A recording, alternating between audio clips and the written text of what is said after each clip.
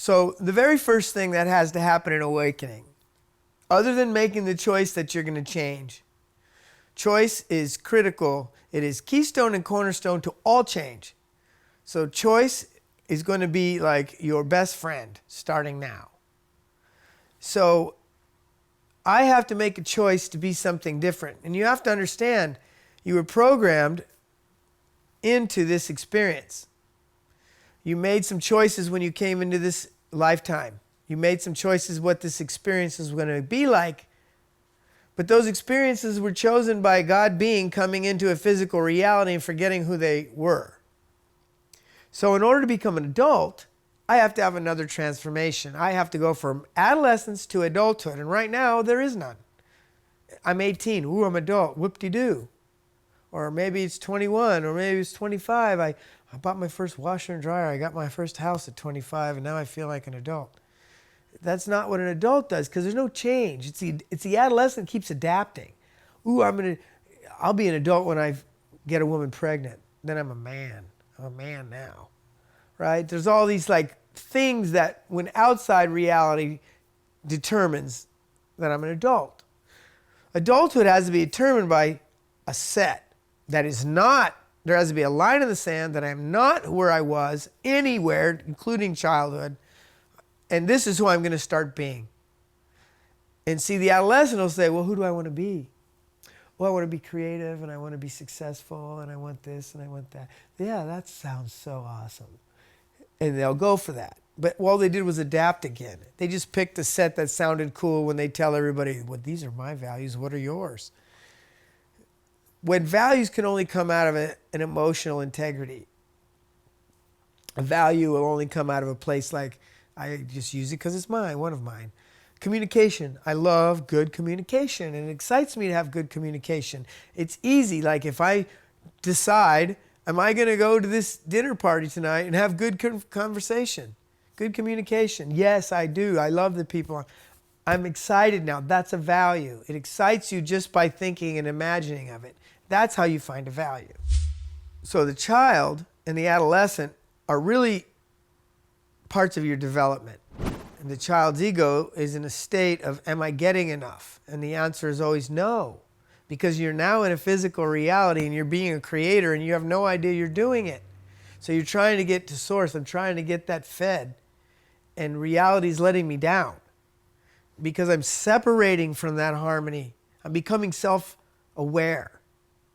So the child is the first part of yourself that becomes aware of reality with an eye on, I was getting everything I wanted prior to this. My ego was fed. I had it all. Now I don't have it all.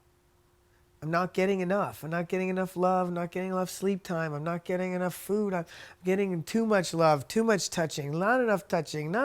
So this is constant happening. So the child has a very particular way of looking. So I just was talking to somebody the other night, and they're like, oh, the children don't have an ego. You have an ego. Everybody has an ego all the time. The minute you're born, you have an ego. Your ego is your information through external experience. It is the feedback. It is the lens to which you view reality through. Ego.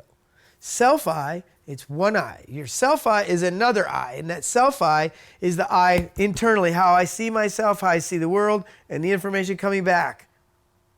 Your ego is only supposed to give you information, content. It's not supposed to contextualize. The child and the adolescent do not know that.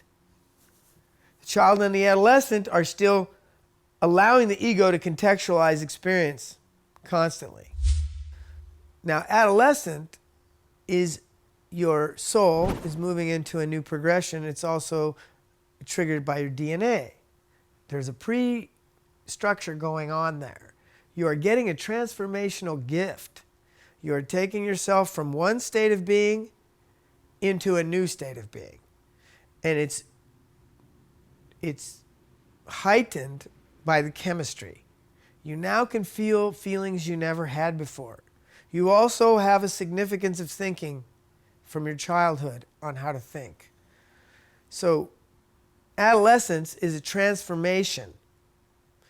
I now feel empowered. I'm willful. I don't want what they're dishing out anymore. I want my own friends. I don't want to hang out with you. I'm separating again. So I'm separating from my family. This is more complex. This is just a quick run over this. So the child's ego is, am I getting enough? The adolescence now says, am I good enough? Am I good enough student? Do I have the good and right haircut? Do I have the right clothes? Are my friends right? Am my school right? Am my city right? Is my nationality right? I mean, am I good enough all over the place? And no, you're not. Because it's your own reality. It's a reflection of you, and you don't know it yet. So you're measuring it like it's not you. So the adolescent now is feeling more than ever. And now that the intensity of feeling has come through, the programs have a deeper intensity that you take on at that time, not realizing the pains I had in childhood are now magnified themselves and they're excruciating. And I have this new ego position, am I good enough? And obviously not, because I'm not getting anything the way I want it, even though I don't know what I want. I only know what my parents tell me that I want, even if I think I'm not, because an adolescent usually only goes left or right. There's no options in between. You know, I either am going to be superhuman or I'm going to be a subhuman. And so children take those roles. I'm either the child that gets straight A's and I valedictorian, or I'm the South Lawner who gets high every day and gets D's. They're the same person, just different extremes, because the adolescent is adapting. It doesn't have its own set. It has everybody else's set that I'm trying to figure out myself from, rather than figuring out myself by my own feelings. But the difference between an adolescent and an adult is they have a set of self-authored. They have started creating their own paradigm. They have released the old one. They're not living in the past still complaining, my mom didn't do this for me, and my dad did that, or my first boyfriend, slept with my girlfriend and it just ruined me. You see, to be an adult, you have to heal that wound in adolescence. If you don't heal that wound in adolescence, you can't access the power of adolescence, because you're suppressing it out of fear of pain. So in order to be adult, I have to be on a healing path. But I don't have to be on a healing path that anybody told me, you need to heal this. You need to heal the healing path that whatever's in the way of you going for your dream gets in your way. And it's going to be different for everyone. So being an adult is taking 100% responsibility for reality. Taking responsibility from, where does my reality come from? I have to have a set. I have to have a self-authored paradigm. If you haven't had that awareness, some of you may have, I have values I live by. I definitely do. I just didn't articulate them before. Good for you. You're ahead of the curve. But most people have to literally sit down and think about it and feel it. And you only need one value to change everything. Because once I start making choices out of a value-based system that's self-authored, I am not living in the past anymore. I've released that. Now, if your past keeps showing up, there's a reason for that, and we've got to go into that.